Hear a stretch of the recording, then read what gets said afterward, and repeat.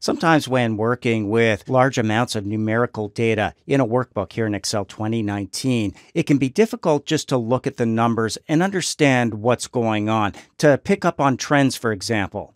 In that case, you want a visual representation of your data, and that means inserting charts. That's what we're going to do with our Leaf and Mortar Revenues workbook here.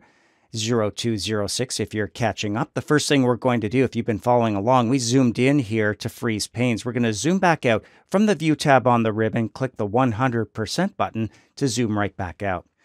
Now, there are many different types of charts with many powerful features and functions. We could do a whole course just on charts. In this movie, we're going to focus on something called recommended charts, where Excel will actually pick out the types of charts that will work with the data you want to display.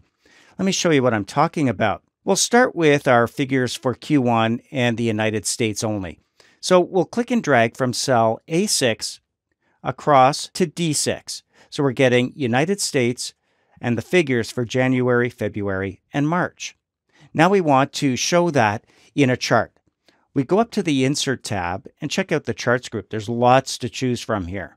But there's also a button labeled Recommended Charts. Give that a click. It's going to show you a selection of charts that will work with the data you've selected. In this case, our Q1 data for the United States. In this case, a single row of data. You can see there's only a few options here, like our clustered column and bar charts. There's a line chart. And check it out, a pie chart will work with a single row of data and the funnel chart down at the bottom. Let's click Cancel. We change our mind. We want to get the visual representation of the data for Q1 for all of our locations. In that case, we'll click and drag from A4 across and down to D8. We don't want the totals, just the figures for each location. Now when we go back to recommended charts and click, we'll see a different selection. There's clustered column, but there's also a stacked version of that, and an area and line chart. And as we scroll further down, some other types of charts. We don't see pie chart here. That wouldn't work for the type of data we've selected. There's scatter and bubble charts here as well, even the funnel down at the bottom. Let's scroll all the way back up to the top. This one, when we select it, gives us a nice preview of what it's going to look like. There's our 4 locations and the color codes for January, February, and March. All we have to do is click OK, and it's inserted right there in the top left corner of our sheet. Now we can go to the handles down at the bottom right-hand corner, for example, and click and drag to resize this. It is an object.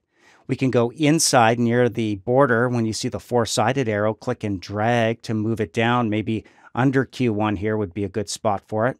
And the only thing we really need to do is give our chart a title. It says Chart Title. Click. Click again to get inside the object, and then click and drag over the 2 words Chart Title to type in our own. How about Projected Revenues and a dash, and let's do Q1 2019, like so. Just click in the background to see what that looks like. Pretty good. There's lots of things we can do with this chart. Go ahead and click once inside. You can see the handles again around the outside. It shows you the shaded areas, the data that's being used down below. There are also some chart styles, and you can see the one that's selected right at the beginning, but we can try different ones that include labels with numbers. Just hover over these to get a feel for what it's going to look like, until you see one that you like better than the originally selected option. That's kind of cool with the dark background.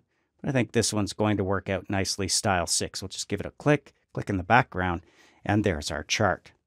So when you're not sure what type of chart is going to work best with the data you've selected and want to view in a visual or data representation that's easy to understand, remember recommended charts will always steer you in the right direction.